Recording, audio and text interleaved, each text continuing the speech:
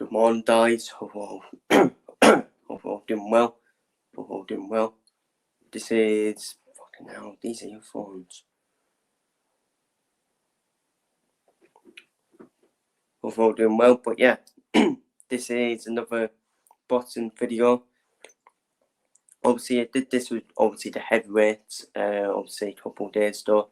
I did this with the heavyweights a couple of days ago with Joshua Wilder, Sam Joyce and Dubois.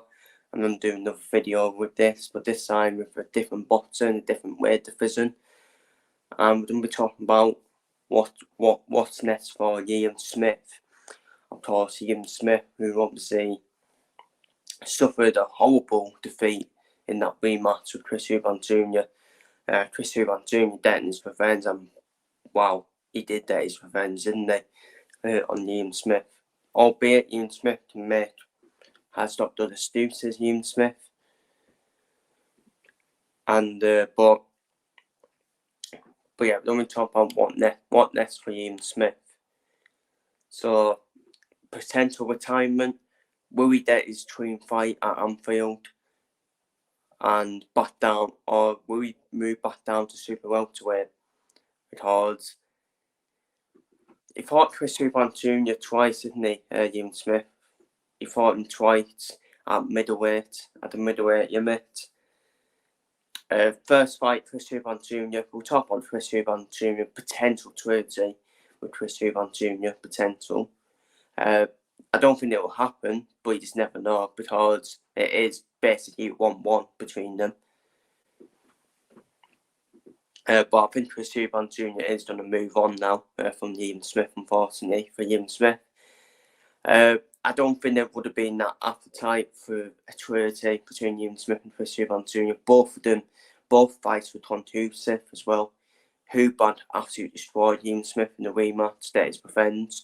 Ian Smith knocked out Chris Eubank Jr. in the first fight. And personally, I don't really want to see it, personally.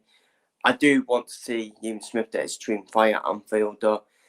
The problem is now, there is the potential of the opt-in, but I think he's washed now, isn't he, the opt-in, unfortunately. And if you've seen the opt-in these days, the opt-in, he's put so much weight on, hasn't he?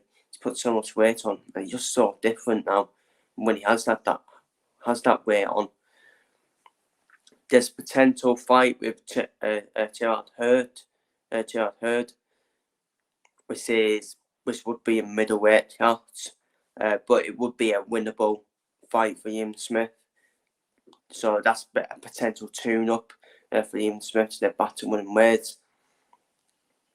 Who knows? A potential fight with Josh Taylor,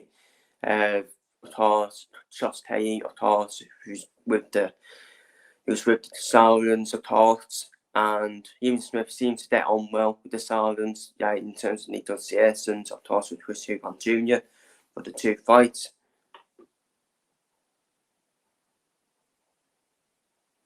With Chris Eubank Jr. So there is that as well, and then I would say that's a potential winnable fight for Ian Smith, because I don't think Josh Taylor has fought anyone yet at North. Let's be real now. And I think Josh Taylor's now ready for that step up to world level now, fighting world level opponents. And Ian Smith is still a world level opponent despite his defeat to Chris Eubank Jr. Or there's a potential money fight with Telbrook, which is then a bit at the end of the opt-in. That would be a money fight for Ian Smith to get paid. For Ian Smith. So there is that for Ian Smith, and Telbrook is an old pretty stuffed up, isn't it? Would that sell out Anfield? I don't know, but certainly if I did make Liverpool, Ian Smith has Telbrook.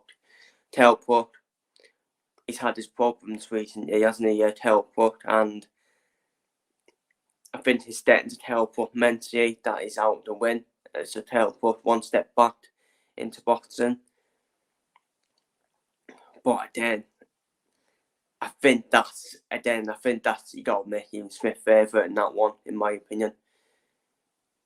I mean, you don't know, do you? I mean, you don't know, but I think Ian Smith would be favourite in that one as well. But the fight I want to see, I actually wouldn't mind seeing the Josh Tay fight, actually, because I think that'd be good for Josh Tay as well, to take that step up against Ian Smith as well. So I personally don't want to see Telbrook or the Upton fight, in my opinion, or the Hoopan Trinity. So I'm in the category of Josh Tay, Tim Tszyu, and Gerard Hurt, a tune-up opponent for Ian Smith. Step back to winning weights, good option to take. Josh Tay, if Ian Smith wants to go back down to super welterweight, to face Josh Tay. But there is Tim Tszyu. Tim Tszyu is obviously the quality name in that yes, isn't he? Tim Tszyu, obviously the WBO super welterweight champion, who I wanted to face Jamel Charlo for the undisputed super welterweight titles. And of course, I think that's the only fight on there for Ian Smith where you don't really make Ian Smith favourite. You'd have to make Tim Tszyu favourite to beat Ian Smith in that fight. And I think that's a fight that should be made for Anfield, a twin fight at Anfield. Tim Tszyu, a WBO super welterweight champion, come to Anfield in Ian Smith's territory as well. Even if Ian Smith doesn't win that fight, it'll still be a memorable moment for the Anfield crowd, watching the local man fight for a world title at Anfield as well.